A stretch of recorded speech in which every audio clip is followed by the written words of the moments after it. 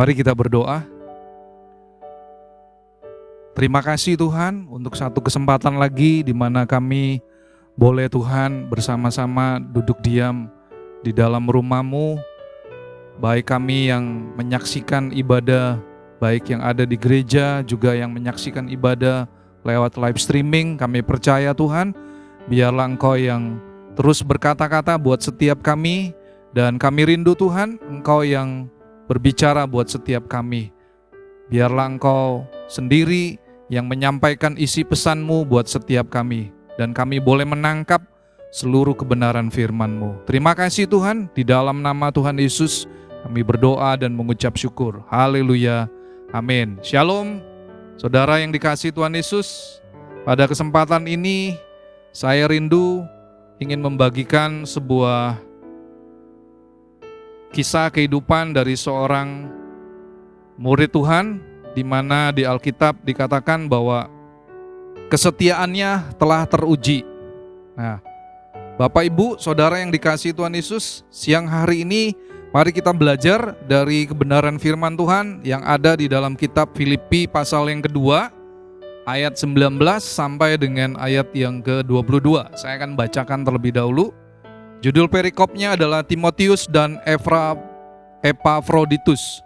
Tetapi dalam Tuhan Yesus kuharap segera mengirimkan Timotius kepadamu, supaya tenang juga hatiku oleh kabar tentang hal ikhwalmu. Karena tak ada seorang padaku yang sehati dan sepikir dengan dia, dan yang begitu bersungguh-sungguh memperhatikan kepentinganmu. Sebab semuanya mencari kepentingannya sendiri, bukan kepentingan Kristus Yesus. Kamu tahu bahwa kesetiaannya telah teruji, dan bahwa ia telah menolong aku dalam pelayanan Injil, sama seperti seorang anak menolong bapaknya. Nah, Bapak Ibu yang dikasihi Tuhan Yesus, ini adalah sebuah firman yang ditulis oleh Rasul Paulus kepada jemaat di kota Filipi. Nah, yang menarik pada saat ini, kesempatan ini adalah di sana ada kalimat yang berkata begini, kamu tahu bahwa kesetiaannya telah teruji. Ini adalah sesuatu kalimat yang sangat menarik untuk kita kupas pada kesempatan kali ini. Ya, saya rindu Bapak Ibu, Saudara yang mendengarkan firman Tuhan melalui channel YouTube GAB Daat. Pada saat ini saya rindu Bapak Ibu kita mau belajar tentang pribadi siapa yang sedang dibahas oleh Rasul Paulus. Saudara, ketika kita membaca lebih dalam di dalam Filipi 2 ayat 19 dan 22, ternyata di sana Paulus sedang berbicara tentang murid yang sangat dia kasihi yang bernama Timotius. Dan Timotius ini adalah seorang murid yang kesetiaannya telah teruji. Nah, ini sangat menarik Bapak Ibu, Saudara yang dikasihi Tuhan Yesus.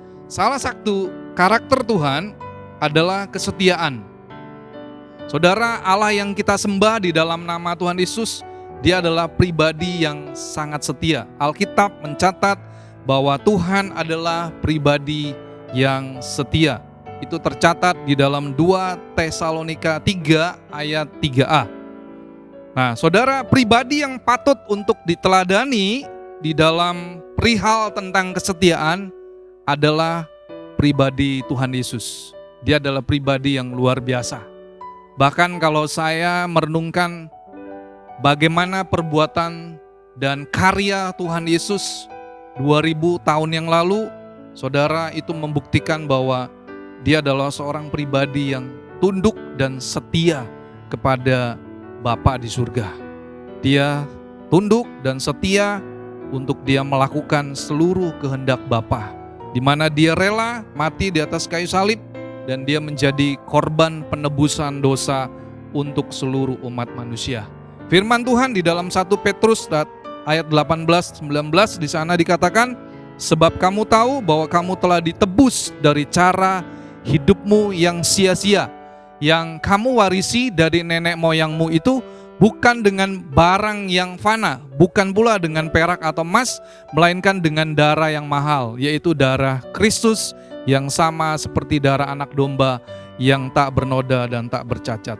Saudara yang dikasihi Tuhan Yesus, pada kesempatan ini saya mau berkata bahwa pribadi yang setia, yang patut kita teladani adalah Tuhan Yesus. Dan saya percaya Bapak Ibu, Tuhan pun juga rindu supaya saudara dan saya, kita semua menjadi pribadi yang setia. Bahkan kesetiaan kita telah teruji. Saudara, ini adalah sesuatu yang sangat menarik, di mana Paulus dengan bangga dia menulis surat di jemaat di kota Filipi. Dia menulis tentang Timotius adalah seorang murid yang kesetiaannya telah teruji. Nah, Bapak Ibu, mari kita belajar kebenaran firman Tuhan pada saat ini lebih dalam lagi, ya, di mana saudara, saya percaya Timotius akan menjadi model daripada seorang murid, ya, di mana di situ dikatakan bahwa Tuhan mau supaya saudara dan saya dapat menjadi pribadi seperti Timotius. Nah, saudara, mengapa Paulus dapat menilai tentang kehidupan Timotius? Nah, di sini saya mendapatkan yang pertama, Bapak Ibu yang dikasihi oleh Tuhan Yesus, Timotius adalah pribadi yang memiliki kesehatian. Bukan hanya kesehatian, tetapi dia juga punya sepemikiran dengan Paulus sebagai gurunya. Ya, sebagai guru dalam hal rohaninya, sebagai mentor. Nah, Bapak Ibu, sangat penting sekali. Saya percaya di gereja GAB Daat adalah sebuah gereja yang dibangun di atas dasar kebenaran firman Tuhan. Dan di sana ada gembala, ada para pengerja, ada pengurus. Dan saya percaya, saudara, Tuhan rindu bahwa saudara dapat terus bertumbuh di dalam Tuhan. Saudara dibimbing, saudara dibina, dan saudara dipersiapkan untuk menjadi rekan sekerja. Nah, yang dibutuhkan hari-hari ini adalah saudara dapat menjadi pribadi yang setia, bahkan kesetiaannya teruji. Nah, saudara, di sini Paulus melihat bahwa Timotius adalah bukan seorang murid biasa, tetapi murid yang memiliki kualitas yang luar biasa. Sehingga Paulus dengan bangga dia menulis surat, saudara, kepada jemaat di kota Filipi, dan dia membagikan bagaimana tentang kehidupan Timotius. Yang pertama tadi, Timotius adalah orang yang memiliki kesehatian dan memiliki pemikiran yang sama dengan Paulus. Ya, dia nggak punya pikiran yang macam-macam. Kalau bahasanya orang Jawa itu pikirannya tidak neko-neko, ya. Itu bahasa modernnya, saudara, ya. Kemudian yang kedua, Paulus menilai bahwa Timotius adalah seorang pribadi, seorang murid, rekan sekerja bagi Paulus. Timotius adalah orang yang benar-benar sungguh-sungguh memperhatikan kepentingan jemaat. Bukan hanya jemaat di mana Paulus melayani, tetapi di sini juga dikatakan bahwa Timotius memperhatikan seluruh kepentingan jemaat, termaksud jemaat di kota Filipi. Ya, itu poin yang kedua. Poin yang ketiga, Paulus melihat bahwa Timotius bukan sekedar murid biasa, tetapi dia juga menjadi rekan sekerja bagi Paulus, di mana Paulus dapat merasakan sendiri bagaimana pertolongan yang dilakukan oleh Timotius kepada gurunya, kepada rekan sekerjanya. Paulus berkata bahwa Timotius telah menolong Paulus di dalam pelayanan Injil, sama seperti seorang anak yang menolong bapaknya. Saudara bisa lihat di dalam ayat yang ke-22 dari kitab Filipi pasal yang kedua. Nah, saudara, saya percaya kalau Paulus menulis surat seperti ini, itu adalah sebuah kerinduan dari Rasul Paulus, di mana Rasul Paulus rindu supaya jemaat di kota Filipi juga memiliki kesetiaan sama seperti Timotius. Saudara, saya percaya ini pun juga kerinduan Tuhan. Saya percaya, saudara, bahwa gembala, seluruh pengerja, pelayan-pelayan Tuhan yang ada di GAB Daat juga rindu supaya jemaat di tempat ini terus bertumbuh. Saudara bukan sekedar jemaat biasa, tapi saudara bertumbuh dalam kehidupan rohani Anda, dan Anda akan menjadi rekan sekerja bagi gembala dan seluruh pelayan yang ada di GAB Daat. Dan saudara, saya percaya kalau semua jemaat bertumbuh menjadi rekan sekerja, saya percaya, saudara, kota Surabaya akan dimenangkan bagi Kristus. Saudara akan dipakai Tuhan. Ya, saudara pasti dipakai Tuhan dengan dahsyat karena saudara mengalami sebuah kemajuan yang begitu pesat, di mana itu adalah kerinduan daripada Tuhan. Saudara, saya akan bawa lebih dalam lagi pada kesempatan kali ini, di mana Timotius menjadi model. Dan saya percaya Tuhan juga sedang mencari model seperti Timotius pada hari-hari terakhir. Dan saudara, kita bisa melihat ada 4 alasan mengapa saudara dan saya, di mana Tuhan rindu supaya saudara menjadi seorang pribadi yang setia. Alasan yang pertama, saudara, firman Tuhan di dalam Matius 6 ayat 24 dan juga di dalam kitab Lukas 6 ayat 13. Di sana mencatat bahwa tidak ada seorang hamba dapat mengabdi kepada 2 tuan. Sehingga saya mau berkata kepada Bapak Ibu, saudara yang dikasihi Tuhan Yesus, Tuhan rindu supaya saudara menjadi pribadi yang setia hanya mengabdi kepada 1 pribadi. Saudara nggak bisa mengabdi kepada Tuhan dan saudara dapat mengabdi kepada Mamon. Tidak, saudara. Tuhan tidak berkenan dan Tuhan tidak mau hal itu terjadi. Firman Tuhan, saya percaya murid Tuhan Yesus yang bernama Matius dan Lukas tidak kebetulan, saudara, tetapi firman ini mencatat dengan hal yang sama.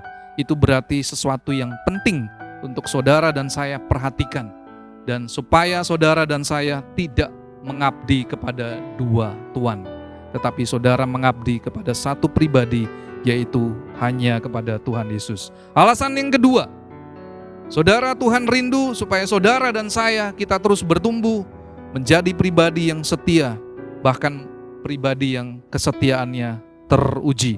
Yang kedua, alasan kedua, Tuhan tidak berkenan kepada angkatan yang tidak setia.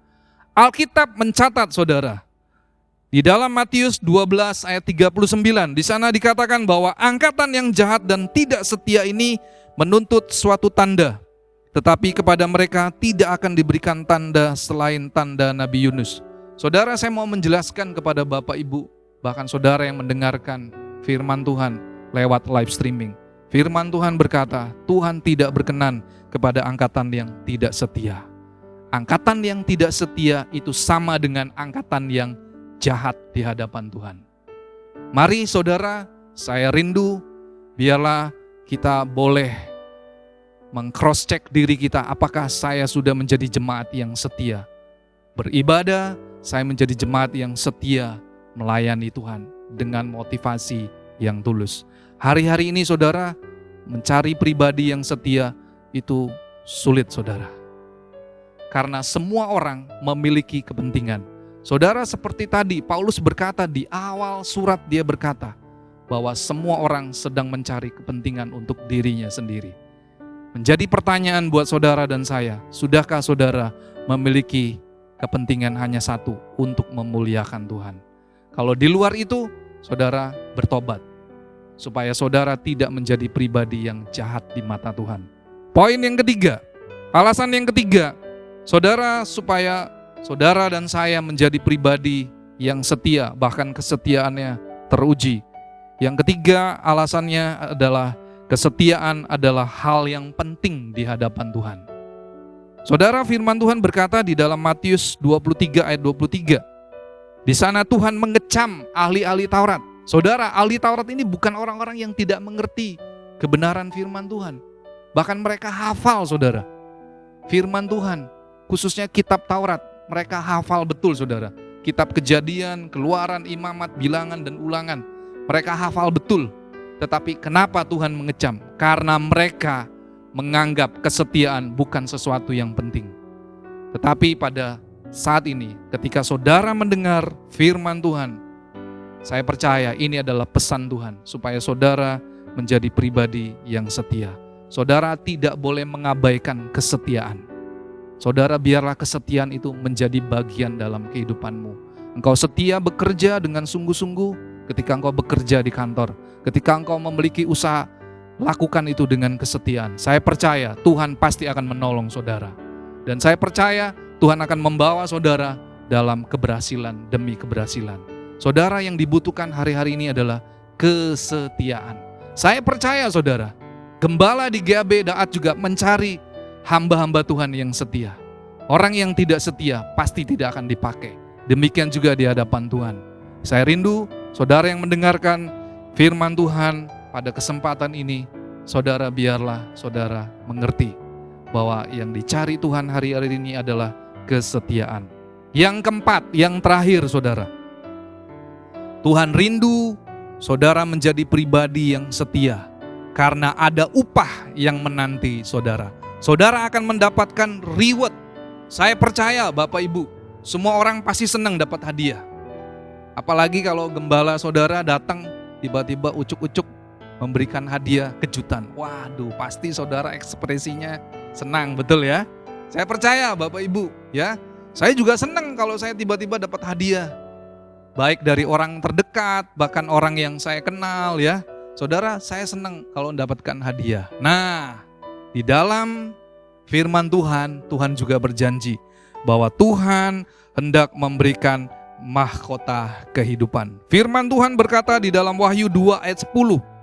Ya, di sana dikatakan bahwa hendaklah engkau setia sampai mati,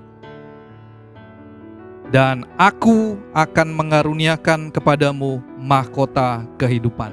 Saudara, firman Tuhan berkata dengan jelas di dalam Wahyu 2 ayat 10, hendaklah engkau setia sampai mati.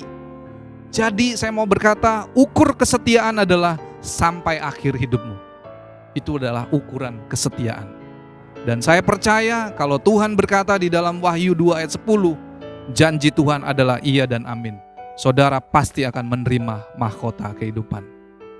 Saudara, kesempatan kali ini saya percaya ini bukan kebetulan. Saudara mendengarkan kebenaran firman Tuhan tentang kesetiaan. Ayo saudara, saya mau mengajak seluruh jemaat, saudara, apapun status Anda, baik Anda seorang pelayan Tuhan, Anda seorang jemaat, saudara, yang dicari Tuhan hari-hari ini adalah kesetiaan. Biarlah saudara dan saya, kita boleh mengikuti kesetiaan seperti Timotius, di mana Timotius adalah seorang murid yang kesetiaannya telah teruji, dan Paulus bangga kepada Timotius.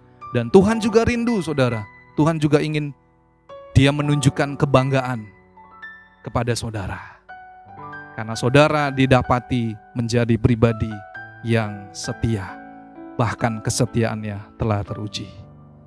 Saudara, demikian firman Tuhan yang Tuhan sampaikan kepada kita semua pada kesempatan ini. Biarlah saudara dan saya, kita mau berkata, iya Tuhan, saya mau menjadi pribadi kesetiaannya yang telah teruji.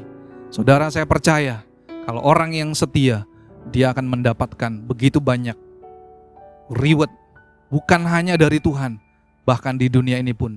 Saudara, saya percaya saudara pasti akan mendapatkan reward dari orang-orang di sekitar saudara. Mari kita berdoa. Terima kasih Tuhan, untuk satu kesempatan lagi kami mau belajar dari kehidupan yang bernama Timotius, di mana Paulus bangga, di mana muridnya yang bernama Timotius bukan hanya menjadi seorang murid, tetapi dia menjadi rekan sekerja. Bahkan dia boleh menjadi seorang pribadi yang kesetiaannya telah teruji. Tuhan, kami juga rindu, biarlah kami boleh terus bertumbuh, bukan sekedar menjadi jemaat biasa, tetapi kami boleh terus bertumbuh menjadi seorang jemaat yang pada akhirnya kami menjadi rekan sekerja bagi gembala, bagi pelayan-pelayan Tuhan di GAB Daat, dan kami boleh didapati sebagai rekan sekerja yang kesetiaannya telah teruji. Terima kasih Tuhan, materaikan kebenaran firman-Mu pada kesempatan kali ini. Dan kami mengucap syukur, kami kembalikan segala hormat kemuliaan hanya bagi nama Tuhan Yesus. Terpujilah nama-Mu. Haleluya. Amin.